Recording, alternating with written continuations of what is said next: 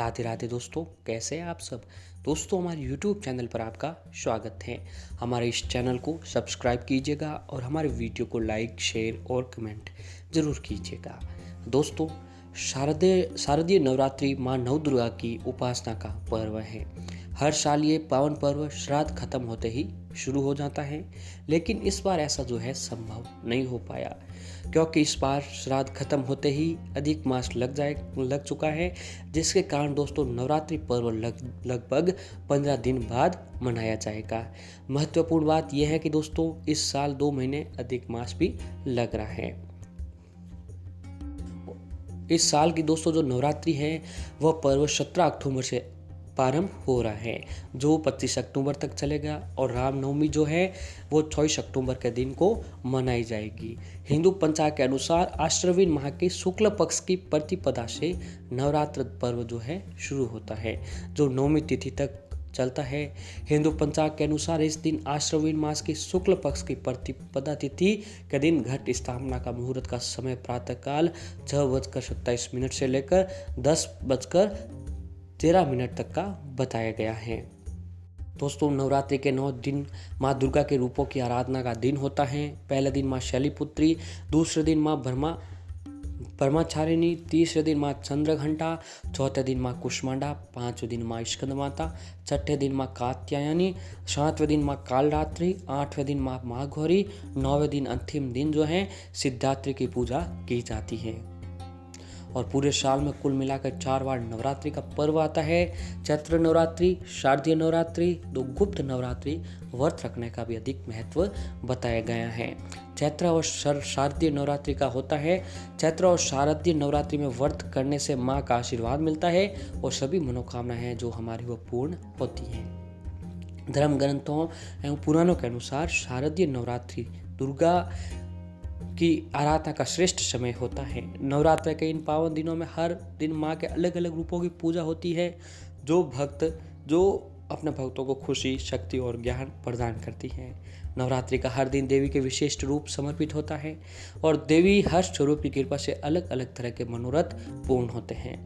नवरात्रि का पर्व शक्ति की उपासना का पर्व भी जो है बताया गया है। दोस्तों, हिंदू पंचांग के अनुसार अक्टूबर का जो महीना है वो काफ़ी खास और महत्व वाला बताया गया है। हर साल की तरह इस साल भी इस महीने जो है माता रानी अपने भक्तों से मिलने और उनका कल्याण करने जो है और धर्म अक्टूबर के महीने में आ रही है। धर्म क्रम के लिहाज से दोस्तों ये महीना काफ़ी खास होता है, क्योंकि दोस्तों अभी जो है अधिक मास का महीना चल रहा है। अधिक मास का महीना जो शुभ कार्यों के लिए तो अच्छा नहीं माना जाता है, लेकिन दोस्तों ये जो समय है ये धर्म कर्म, उपाय साधना और भगवान के प्रति भक्ति भाव के लिए ये महीना बहुत ही अच्छा माना जाता है। और इसी अक्टूबर के महीने में जो है नवरात्रि के दिन भी आ रहे हैं, और नवरात्रि के दिनों में हर तरफ पंडाल सजते हैं, मंदिरों में माँ की चौकी रखी जाती है। पूरे 9 दिन वातावरण में भक्ति और आस्था का समावेश नजर आता है और हर और माता की जयकारे और आवाज़ जो है सुनाई देती हैं। माता के भक्त उनकी आस्था में डुबकी लगाते रहते हैं। और इस साल दोस्तों शारदीय नवरात्रि 17 अक्टूबर से शुरू हो जाएंगे। नवरात्रि में पूरे 9 दिन तक माता की पूजा होती है और कहा जाता है कि इन 9 दिनों में माँ की पूजा विधि विधान से करने से माँ अपने भक्त की सारी मुरादें पूरी करती है और उनके जीवन में जो भी परेशानियाँ चल जाती है माँ उनको जो है इन नवरात्रि के दिनों में विधि विधान से पूजा आराधना करने से बहुत ही जल्द जो है ख़त्म कर देते हैं। तो दोस्तों, धर्म क्रम के लिहाज से ये महीना सबसे अच्छा माना जाता है। अगर आप नवरात्रि के 9 दिनों में माँ की पूजा के साथ साथ अगर 9 दिनों तक इस एक मंत्र का जाप करते हैं तो फिर दोस्तों देखिए कि आपके जीवन में कभी कोई परेशानियाँ जो हैं आपको तंग क्या आपको छूकर भी नहीं आएगी। दोस्तों, ये मंत्र जो है गायत्री मंत्र है और नवरात्रि के 9 दिनों में इसका जाप करने से आपको बहुत ही श्रेष्ठ परिणाम जो है देखने को मिलते हैं। नवरात्रि पर मंत्र का जाप को विशेष महत्व दिया जाता है, लेकिन क्या आप जानते हैं कि गायत्री मंत्र का जाप करने आपको अत्यंत लाभ हो सकता है। गायत्री मंत्र बहुत ही सरल है और इसका जाप कोई भी व्यक्ति जो है वह कर सकता है। नवरात्रि का पर्व तो वैसे भी मंत्र जाप, हवन और पूजा के लिए होता है। ये वह समय होता है जब हमें किसी भी मंत्र का जाप करने पर कहीं गुना फल प्राप्त हो सकते हैं। इसीलिए नवरात्रि पर गायत्री मंत्र का जाप जो है अवश्य करना चाहिए। तो आइए जानते हैं नवरात्रि पर गायत्री मंत्र के क्या लाभ जो है हमें मिलते हैं। गायत्री मंत्र का एक अत्यंत ही पवित्र मंत्र है।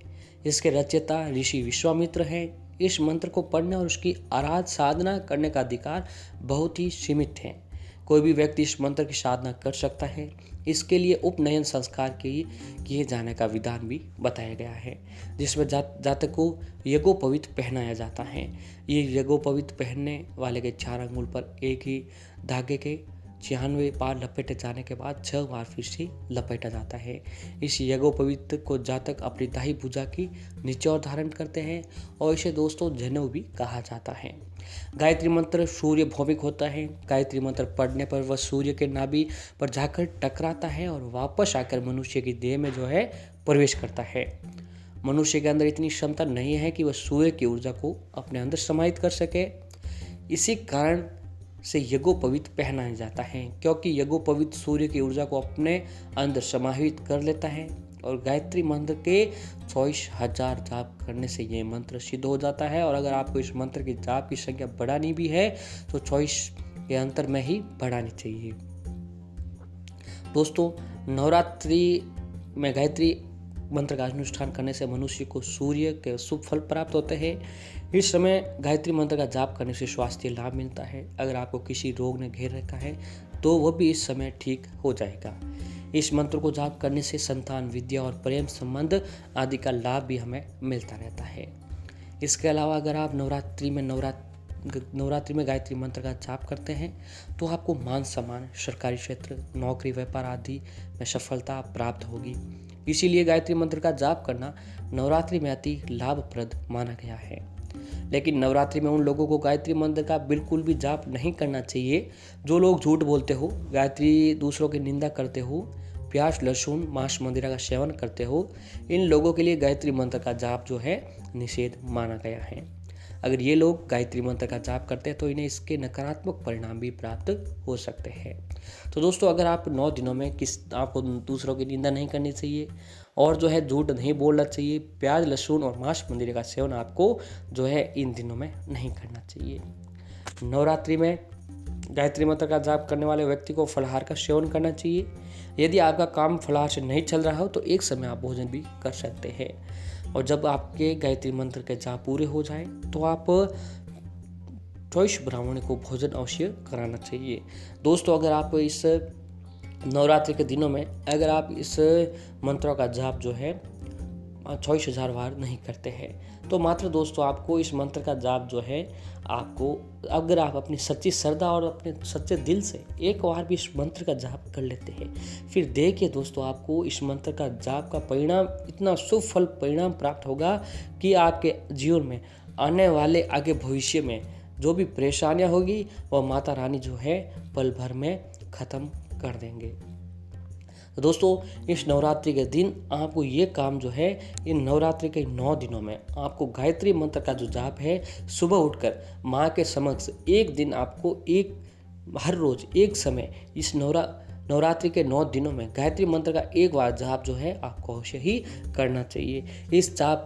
इस मंत्र का जाप करने से जीवन की जो जुड़ी सारी परेशानियां हैं वह पल भर में खत्म होगी और माता रानी का जो है आशीर्वाद है आपको जन्मों जन्म तक मिलता रहेगा। दोस्तों, इस नवरात्रि जो है माँ घोड़े पर सवार होकर आएगी। इस नवरात्रि पर माँ दुर्गा के धरती पर आगमन का विशेष महत्व होता है। देवी भागवत पुराण के अनुसार नवरात्रि के दौरान माँ दुर्गा का आगमन भविष्य में होने वाली घटनाओं के रूप में संकेत भी देखा जाता है। हर वर्ष नवरात्रि में देवी दुर्गा का आगमन अलग अलग वाहनों में सवार होकर आती है और इसका महत्व भी जो है अलग अलग होता है। अगर नवरात्रि आरंभ सोमवार या रविवार के दिन होता है तो इसका अर्थ होता है कि माता हाथी पर सवार होकर आएगी। अगर शनिवार और मंगलवार के दिन नवरात्रि का पहला दिन होता है तो माता घोड़े पर सवार होकर आती है। वहीं गुरुवार या शुक्रवार के दिन नवरात्रि आश्रम शुक्ल पक्ष प्रतिपदा तिथि पर माँ का आगमन होता है तो माँ डोली की सवार करते हुए भक्तों को आशीर्वाद देने आती है। और बुधवार के दिन नवरात्रि का पहला दिन होने पर माता नाव की सवारी में प्रयोग होकर धरती पर आते हैं। तो इस बार जो दोस्तों है माता रानी घोड़े पर सवार होकर आएगी। और दोस्तों इस शुभ अवसर में आप अगर गायत्री मंत्रों का जाप करते हैं तो माता देवी दुर्गा की कृपा आपके ऊपर हमेशा हमेशा के लिए बनी रहेगी।